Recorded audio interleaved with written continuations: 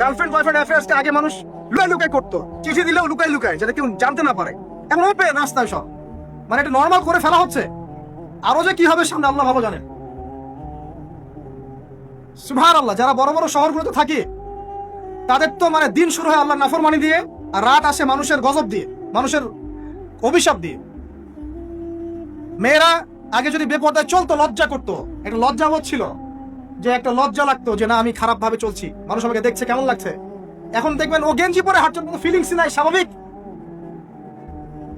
Normal করে ফেলা হচ্ছে এগুলো সবকিছু।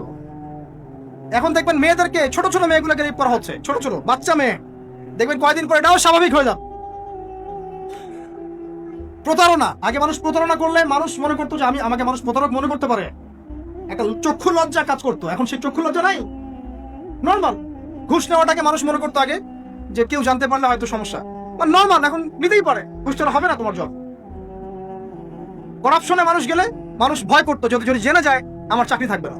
এখন নর্মাল, ও বড় করাপ্টেড, তার চেয়ে ছোটটা আরেকটু কম, তার চেয়ে ছোটটা আরেকটু কম, একটা চক্র সবকিছু, এভরিবডি ইনভলভ এগুলোর মধ্যে, টপ টু বটম সবাই ইনভলভ। এরকম সিচুয়েশনে আমরা কিভাবে দিন নিয়ে পালন করবো যদি শক্ত না হই? সব চলে যাচ্ছে আজ থেকে, সব চলে যাচ্ছে। একটা সময় ছিল একজন মুসলিম ব্যক্তিকে অন্যায়ভাবে মেরে ফেলবে, একজন মুসলিম নারীকে অন্যায়ভাবে রেপ করবে, মানুষ চিন্তাই করতে পারত। একজন মুসলিম নারীর সম্ভ্রম বাঁচানোর জন্য এই ভারতবর্ষে সশস্ত্র যুদ্ধ হয়েছে বিন কাসিমের নেতৃত্বে, একটা মেয়ের ইজ্জত বাঁচানোর ইস্যুকে কেন্দ্র করে। এখন লক্ষ লক্ষ মুসলিম মেয়ের ইজ্জত নষ্ট করা হচ্ছে, কারো কোনো ফিলিংস নাই, স্বাভাবিক। একটা রাষ্ট্রদূতকে হত্যা করেছিল তাবুক যুদ্ধের সময়, নবী সাল্লাল্লাহু আলাইহি ওয়াসাল্লাম 30,000 সৈন্য নিয়ে ধাওয়া করেছিলেন। এত বড় সাহস আমার রাষ্ট্রদূতকে হত্যা করো? এখন সারা বিশ্বে লক্ষ লক্ষ মুসলিম হত্যা করা হয়েছে, কারো কোনো ফিলিংস নাই।